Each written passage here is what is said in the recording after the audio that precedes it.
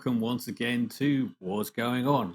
I'm Arcturus, and we are here on the Forerunner server to bring you the latest in what's going on in Watcher of Realms. As ever, this is a community based podcast, so please do remember to like and subscribe and get involved down in the comments section. Share this video with your friend to bring more people to find out what's going on and the latest stuff that is coming to the game. As ever, I'm joined by Sebastian Keynes to give analysis, views, and insight into what's going on in the game. Busy week, especially here in Very Forerunners, busy with a lot of new content rolling in. So even if half of this pops into global, it's going to be a busy time for players.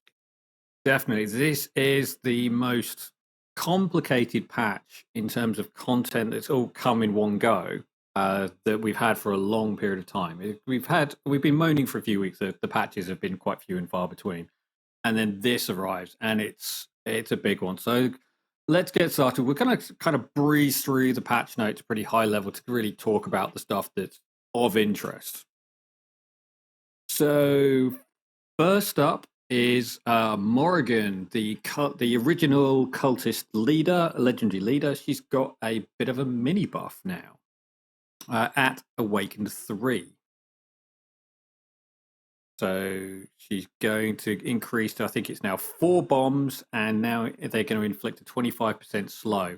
Obviously, being a cultist, that's going to play really nicely because they get a buff when they attack enemies with a debuff. So inflicting with more debuffs equals more good damage. Yeah, and they got finally her third awakening. It's not that ground effect area thing. So a lot of the new exclusive or the gear with the special effects or special attributes Yeah. had that already. So it seemed needless to have that for an 8-3.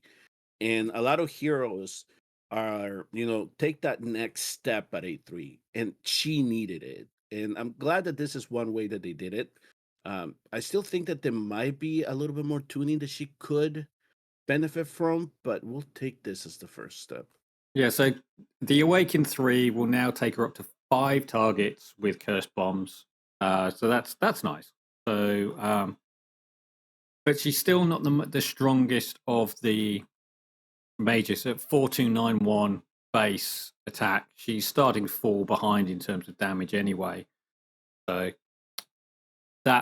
they could have done something with that while they were at it if they were looking at giving her a buff. Just another 100, 200 on that base damage would have made all the difference to her. 25% seems a little low too for somebody like her, but it's one of those things that maybe you just take it for now, and then hopefully they, like 50%, so at least it's a little more viable, like in Gear Dungeon 1, just things like that, right? So Yeah. that's why I kind of labeled it as a mini buff. It's like that. It's not like, oh my, we got to play her all over now. So Yeah, she's not one that I'm rushing to put skill crystals in. I'm glad I've got her. I've got all of her. I got really lucky on forging, and I got some really nice pieces for her. So it's really nice to have her now to make use of them. But even then, it's like there's not really a lot of content where I can make use of her because there are so many other better mages available to people to make use of. correct. Yeah. So moving on, lots of stuff coming in Guild Wars. We will talk about this a bit closer to Season 8 when it's coming, but they're going to change how many points of damage you're going to have to do and how many attacks you can do. So very interesting stuff coming with that. There is the new Chaos Shaman, who we'll look at in a little while, and Frostborn Scholar. For those of you who are interested and want to know where to start farming your demons, he's going to be in Gear Raid 3. So that's everyone's favorite. Everyone's favorite Gear Raid is getting another demon to hunt for. All right. So a couple of things here. when I did a preview on the Guild Wars section of it, I had two different camps on this. One was, okay, less attacks, good. I don't have to spend a whole lot of time there. The other was, no, we want 8 attacks. I want more Guild Wars. Mm. So I guess we have this change is not going to satisfy everybody, unfortunately.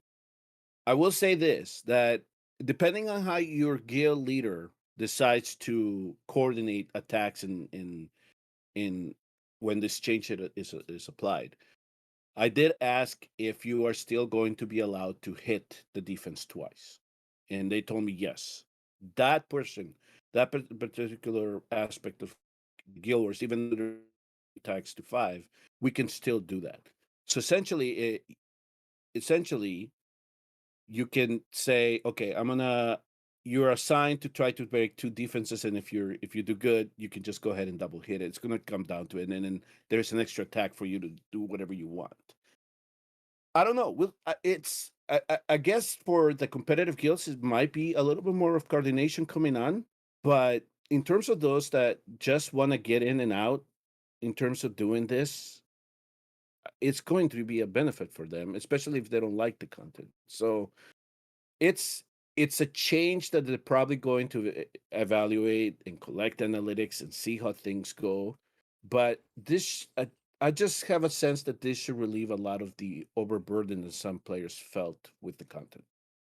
Maybe they're looking at the statistics of all the guilds across all the servers, and they're saying at the Yeah, end of the game, at the end of every round, there's most people have got like 3 attacks left, and so they're just going, "Well, we'll just take those 3 attacks away," and yeah. that's what their sort of solution is to this problem. I do wonder what this means for Gladiator Gauntlet Season 8. Does that mean that it's going to be 2 attacks per person? Because No, I think that stays the same way it is because I think like people like the format. Hmm. Essentially, it's because you get in, you're out. Essentially, it's what happens, right? So I think that this here is just they're just going to evaluate to see, okay, what happens now that we bring it down to 5? Mhm. We decrease the health of the garrisons, and we don't. It's just eventually down the line. I hope that they change how defense building comes into play. And my favorite word for this, boons. Try to give a benefit to a faction or heroes or something to make defenses. But I think that this is the first step, at least to make sure that people don't feel like they have to spend too much time doing this. And yeah, based on the stats that we've seen from our guildmates here in Forerunners, 2 to 3 attacks seems to be that sweet spot when people are just like, I can't break anything, so I'm just that's it. Yeah. I don't have anything else to offer. Yeah, it is. It is sometimes the way that you think, oh, I just need to go away and think about this, and then something happens, and you don't come back to it, or you're just like, I really don't feel like running into a brick wall 3 times more, so that's me done. So yeah, we'll see. And then I don't really mind it, but I guess we'll see what the new maps are going to be like and what the impact is going to be on the gameplay. now, you and I being guild leaders, we're probably just gonna let the first 2 or 3 weeks play out and just see exactly how things change, right? Yeah. Because we're probably gonna make sure that people are not wasting attacks or anything like that. But at the same time, I'm wondering if people are gonna be they're gonna be willing to contribute more because they only have maybe 1 or 2 defenses to break or to evaluate, or they know, okay, I did my attacks, I'm happy, I'm gone, I'm out. We'll see if this encourages a little bit more participation. And with that goes the rewards. So I hope that they do not only significantly increase them for wins and losses, but that is a little bit more than they're giving out now, in addition to the dividend chest that we're getting. Well, that's the second point on that list is that they're saying they're trying to increase rewards for failed attacks, and I think maybe that is the reason that people don't make those last couple of attacks is because it's like, well, if I do it and I lose, I don't get any benefit anyway. So it's like 3 guild coins is not going to like buy me a an ancient crystal. they're going to have to like significantly increase the amount of rewards to encourage me to be spending that time coming up and trying to break some of these defenses. So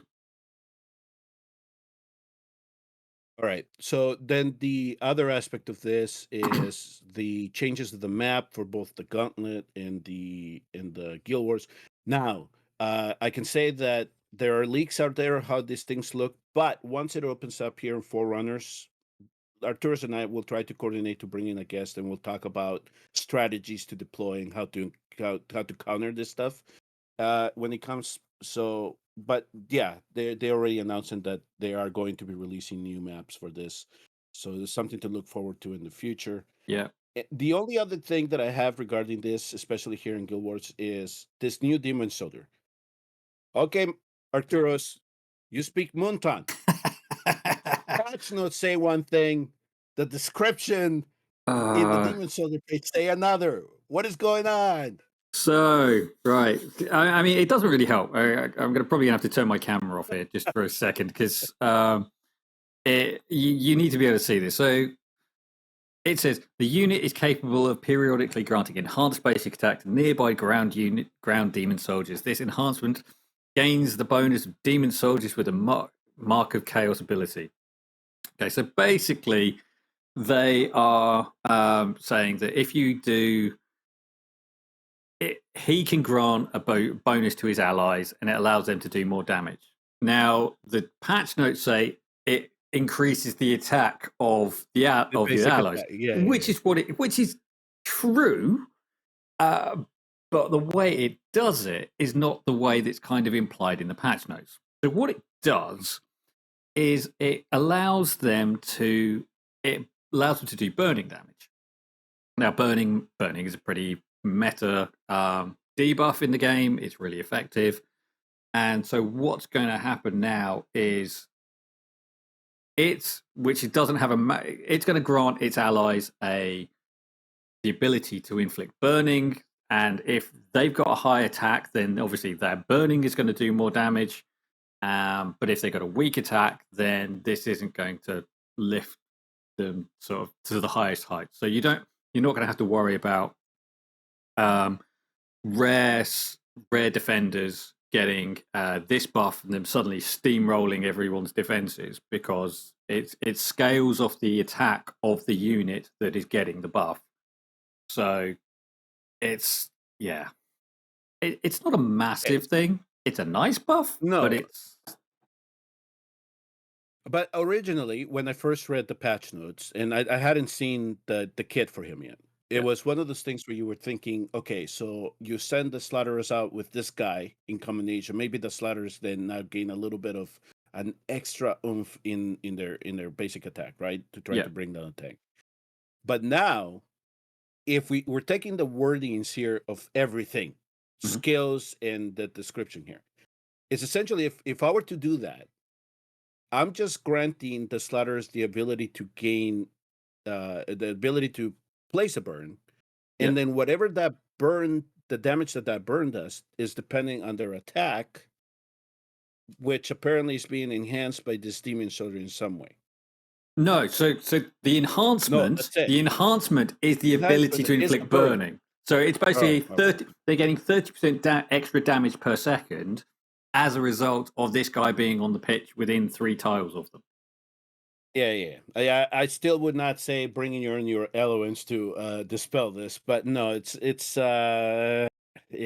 well, all right. So as a start, I'm gonna say okay, it's nice. Let's see how much the burning does.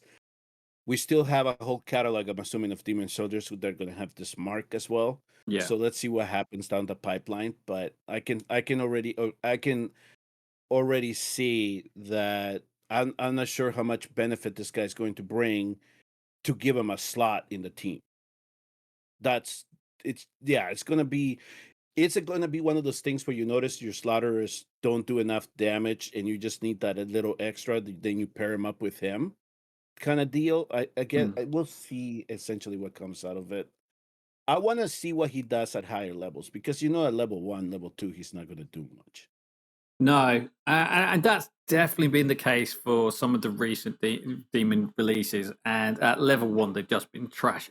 Notably, the Infernal Cleric, who is trash at level 1. Garnet Guards at level 1 work really well. Frostborn Scholar, Hmm. level 1, works really Work well. well. Yeah. These two Mark of Chaos units that they've released, because they are so weak to massive magic damage from arbiters and watchers, they are just melting before they're able to sort of have a big Right. impact against the units they're trying to fight against.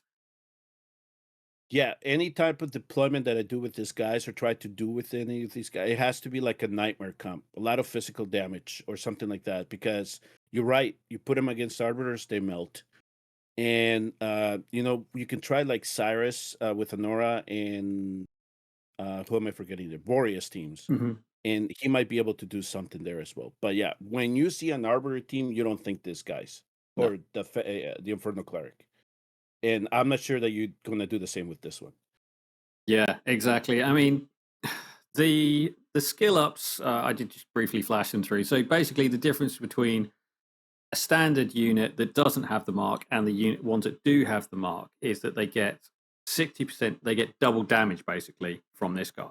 So if you can find someone up who's got the mark of chaos, currently that is the Infernal Cleric, then they're going to get a big damage boost out of him. That'd be nice. Um, the other skill ups are pretty standard. 10% health at level 3, With three, extends yeah. the duration of the effect by 3 seconds every time. So the standard duration is 10 seconds. Um, and this will increase the duration of this buff to 8 seconds.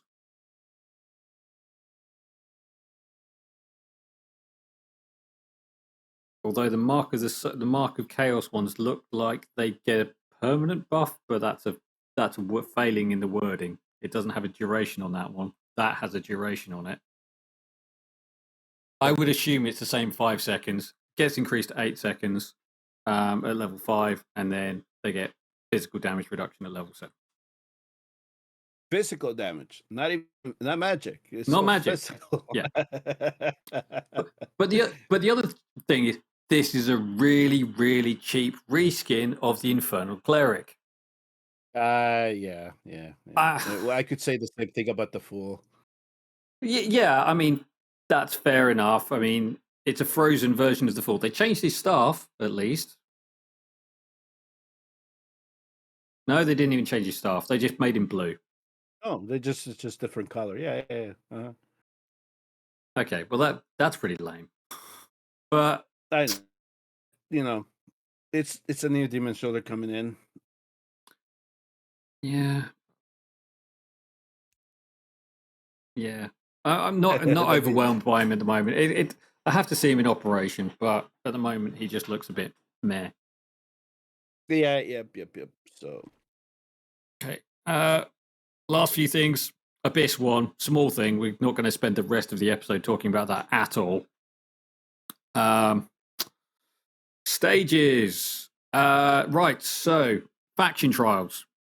Big updates to a lot of people have been asking for this for a while, and that's the increase to the faction trials. They have added additional stages to Esotericists and Watchers. You can now see that I'm on 41 and 42 for those because I missed the requirement to get perfect, have nobody die when I was setting up. So I screwed up one of the trials on that, the Esotericist ones.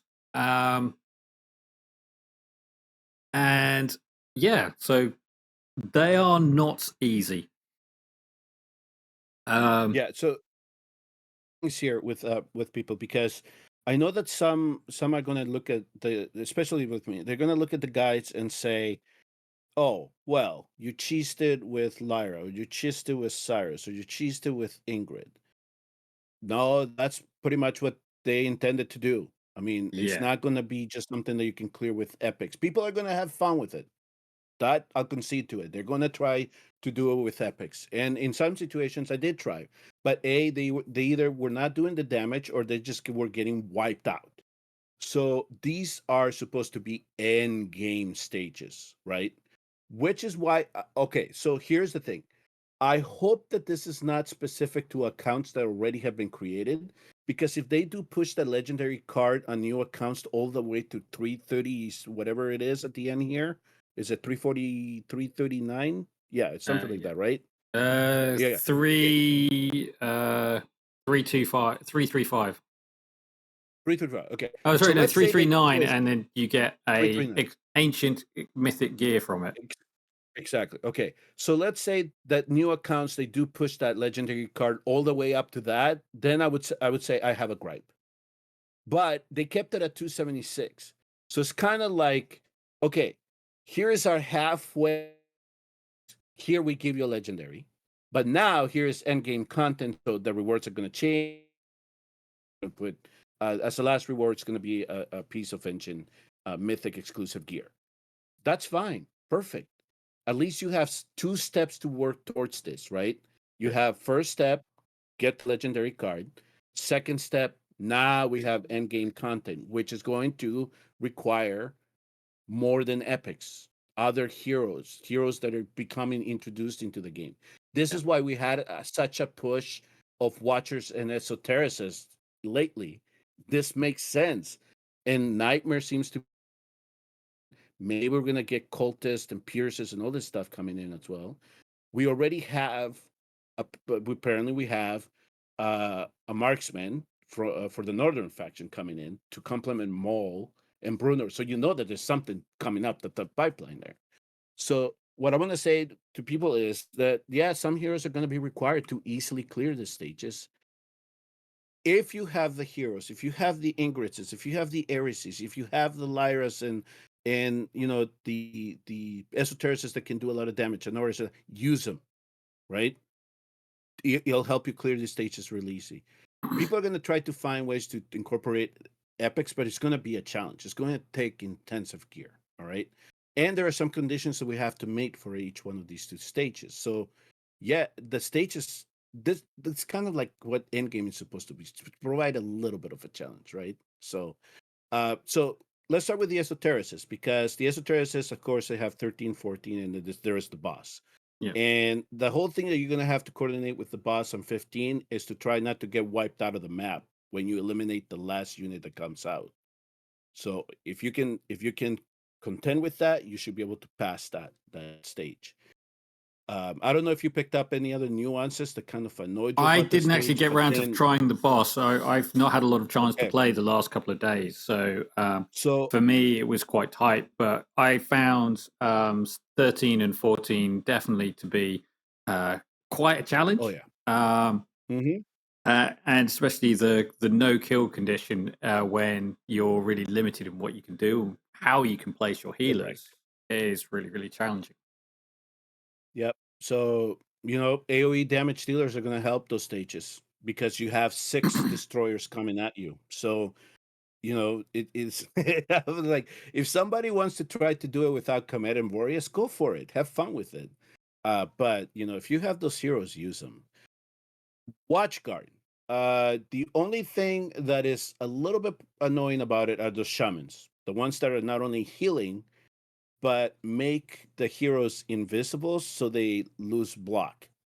So essentially, might sound like it's just you depending on platform units, but at least for before it closed on me, the way that I was trying to counter the boss was with a tank. So it's like, all right, how many slots do I want to devote to platform units? How many slots do I want to devote to ground units? There is a neat thing that you can do with Wukong to battle the bosses. Like he applies that anti heal Yeah. um, So to the this last is place unit. a really so the WatchGuard one. It's a shame it's not open, and we weren't able to do Yeah, this yeah. yesterday. But the boss applies a potion to the last place unit, and any healing that unit receives counts as damage. So if you can your last unit well out of range of everybody else who can snipe at the boss, and he can't hit back, then fantastic because that unit's not going to be healed. He's going to be sniping away at the boss, and it might work. But other than that, yeah, you need someone like Wukong who's generating clones so that they can take the hits from the boss. It is possible to dispel. I've been told it's possible to dispel the invisibility. It's not really a true invisibility. It just means they can bypass block. They'll still be hit by ground units. It's not like there's range limitations on them when they're invisible.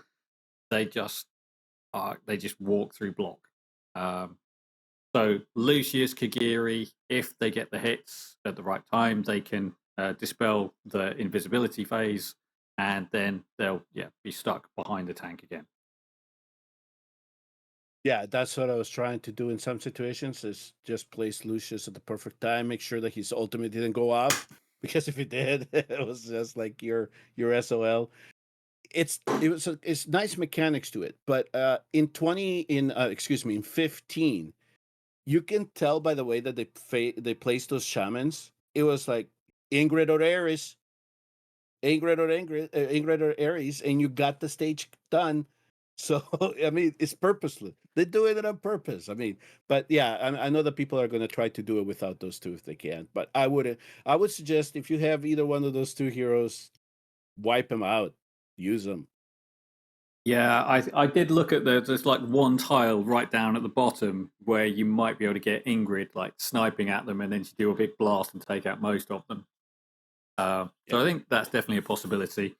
The other thing you could possibly do is get Alora down that way and just have her ultimate, and then she fires her burst of arrows out, and that might take out a lot of them in Mhm. one go.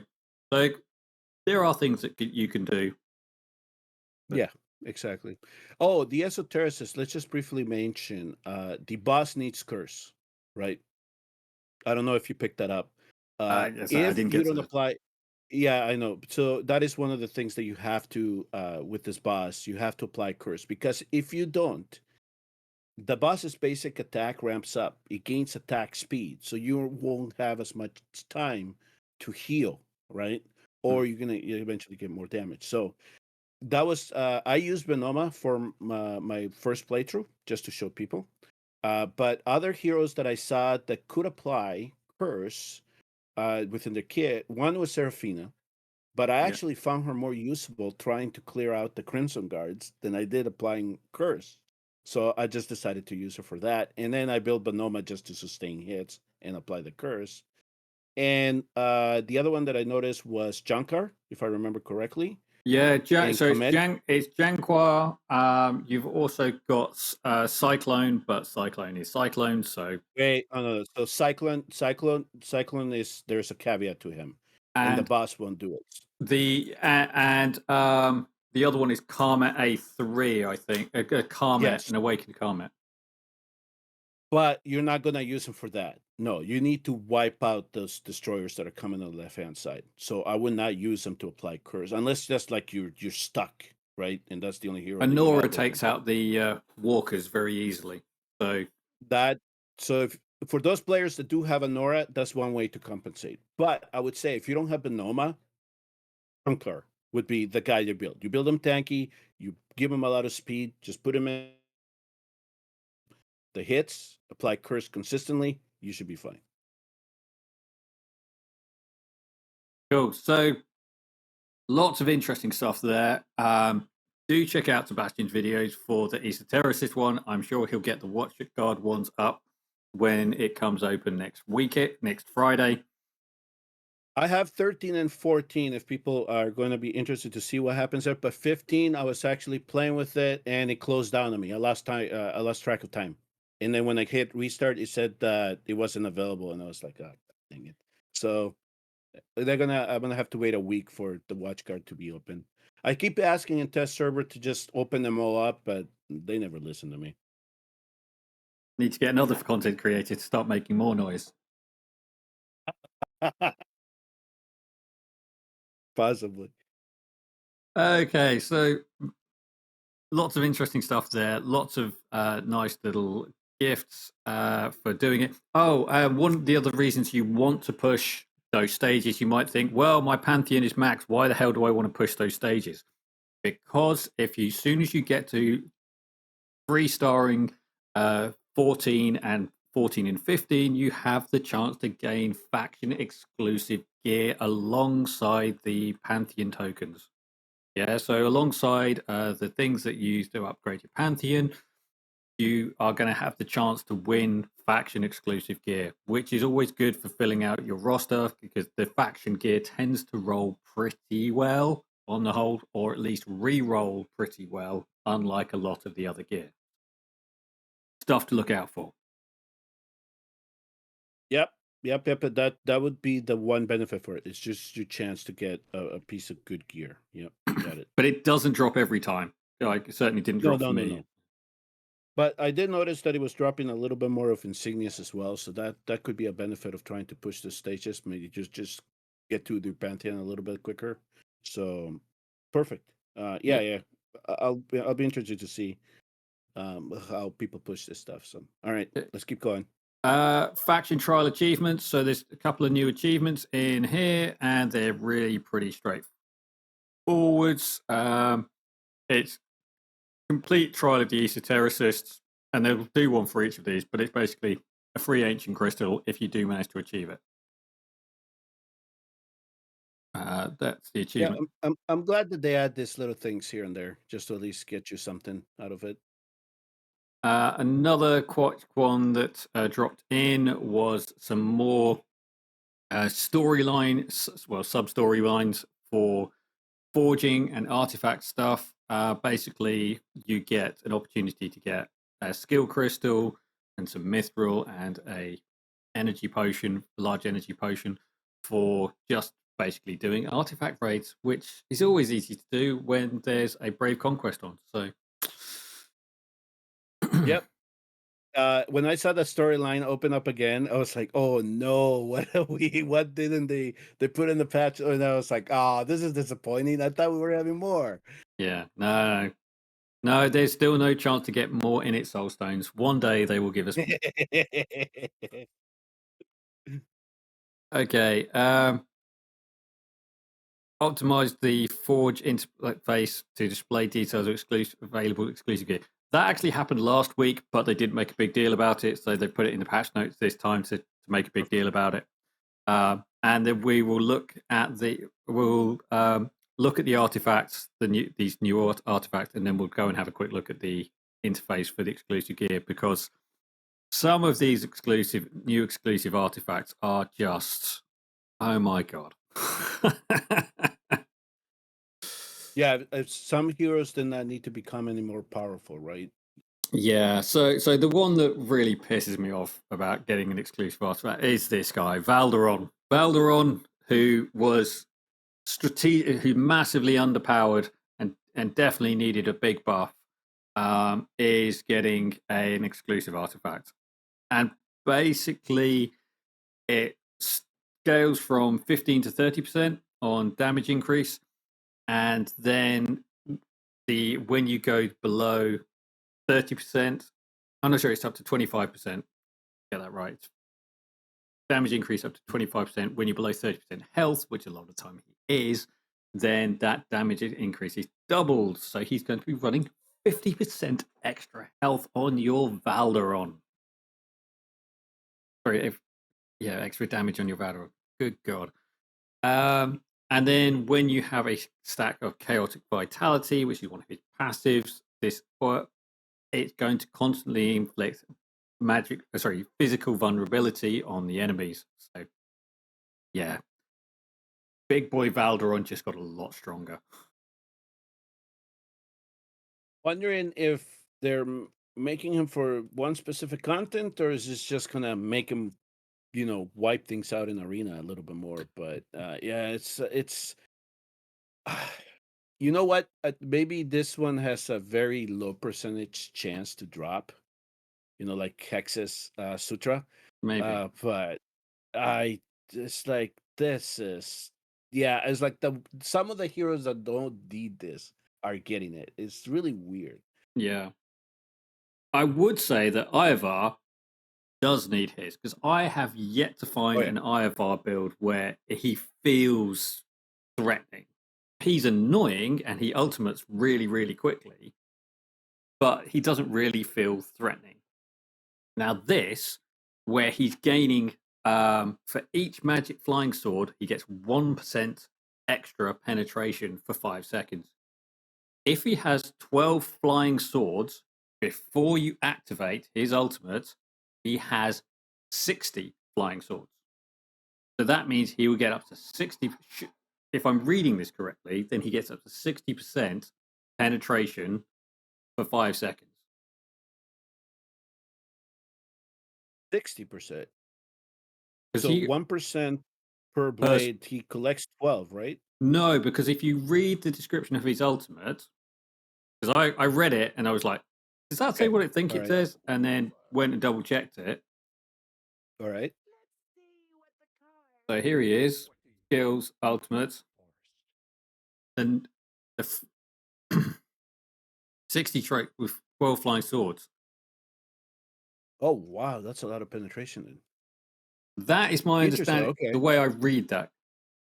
No, All because if it's right. only 12% penetration, it's pathetic. If it's 60% penetration, it's worth talking about. Yeah. Okay. Well, I guess we're gonna have to test that in the test server. I'll make a note of that to see if in fact we're getting that much penetration out of it. 60% sounds high though.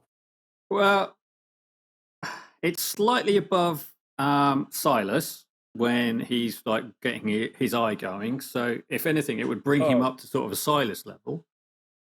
Um, and or if he and if it's yeah, he's not bypassing all defense, but then he's got like his um got his I mean, exclusive gear. Um, from the sound of it, I just thought, okay, he's gaining a little bit more oomph. We have his weapon, right, which allows him to what was it? Do you have it up? yeah, the exclusive gear adds equips a 30% damage increase for 5 seconds. 30% damage increase. Okay, so that one. And then we have his faction exclusive, Yeah, which is an which if we eight do it at percent to cataclysmic, anti-air. right. So maybe we'll see the difference more drastically in arena than we would do with something like PBE content, right? Or maybe we see it on PBE. I don't know. Mm, I can.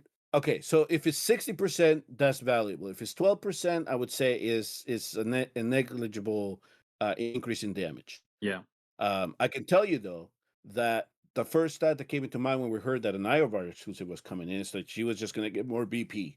It was like the for Guild Wars. But if this makes them a little bit more usable, perfect. I mean, yeah, I'll make a note to see if we can test all this stuff out to see how much damage indeed Iovar is getting from all this stuff that they're rolling out for him. yeah. Okay, next exclusive is for Lord Phineas, and this is a little bit difficult to understand because he has like a basic and an enhanced basic. So on his basic, he's going to inflict 15% damage reduction for 3 seconds, and on his enhanced basic, it goes up to 30% damage reduction for 3 seconds. So that's actually different to what some of the people who were on the test server were saying was coming. So that's good because that now brings it on par with the Volkers and the Init and uh, the other Watchguard guy, Alistair, who doing damage reduction on the enemy. So that's really good for Semra. And yeah, he's And able of putting out quite a lot of damage as well. and the new one. I we need damage reduction in there if we can get it somehow. And he's a Mm, magic damage dealer, right? So he- this could come in handy in there as well, in Abyss one. So I know that some people are trying to form now a team with him in for Abyss one, because he also has the burning as well. So yeah, so nice artifact for him. I wish this would have come out at the same time when he was released, so we could have tested it a little bit more. But Yeah. Let's see how handy this thing comes into play in certain situations.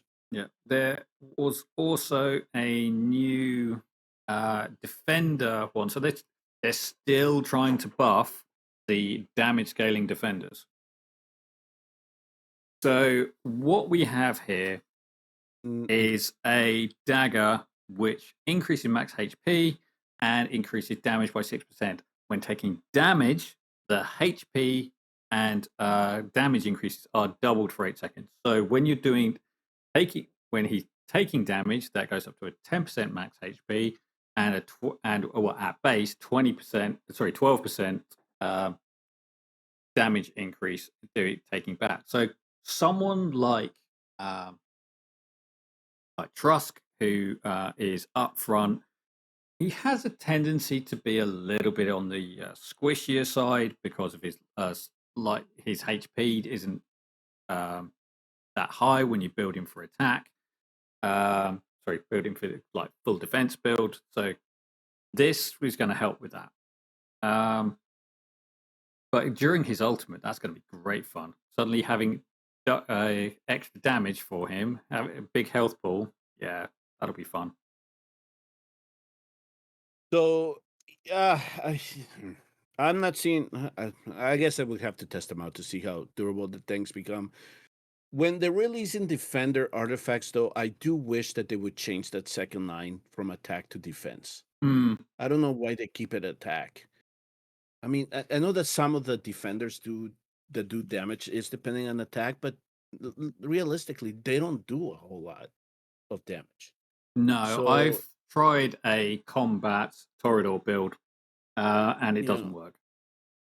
and when you said, somebody like Trust, who we built for defense, that second line changes the defense. It would actually might actually work a little bit better than his Yeah, exclusive. having an extra 1500 defense on a defense scaling Yeah, defender would be really nice. yeah. So that that when I saw these two new defender artifacts that they just rolled out, I was like, that would be the change I would make. Mm. But yeah, most of the time we go with Bastion Ring anyway, because of the Yeah, content I and screams it. honestly, comparing it to this one, I mean, there's not much in it. I guess the cadaver dagger gives you a little bit more HP, but the HP doesn't scale. Whereas on this one, It does. yeah, I got listen. It's I guess it's nice to have them. Maybe there's something coming up where we can use them, but I just at least the current content that we have most of the time, at least from how I'm gearing my defenders is either we need a bastion ring for them or we need the obelisk, right? yeah. All this HP and defense scaling or restoring HP or anything like that, that's not really come into play. So No, I definitely I, not. I understand that. I understand that they're trying to add variety to the artifacts because this is what power ups the heroes. But as of right now, these two are not game breakers, so that's fine. At least there's something else to complement all the other ones that we have. But you know, they're still the ones that we're going to be looking for. Yeah. So the new Forge interface, which was the last line, but actually crept out last week, but we were too busy talking to Jake and I forgot to bring it up. So we now have this way of looking at the gear. So as you go to the foundry, there's a little uh, examination icon, and it pops up this, and you can see what everyone's exclusive gear is. So Right. if you're interested in what the impact is going to be, you can just drop in and see what they are. So in terms of breastplate and weapon, Callista got a breastplate Yeah, and Hex got a weapon. Callista's is underwhelming, at least from first analysis. Hex getting more penetration, that kind of comes into play with what's going on with Abyss One. yeah. So there might be a use there. So definitely it allows him to do more damage and perfect. We'll take whatever advantages we can get in this new dragon. Yeah, definitely. He's a real beast.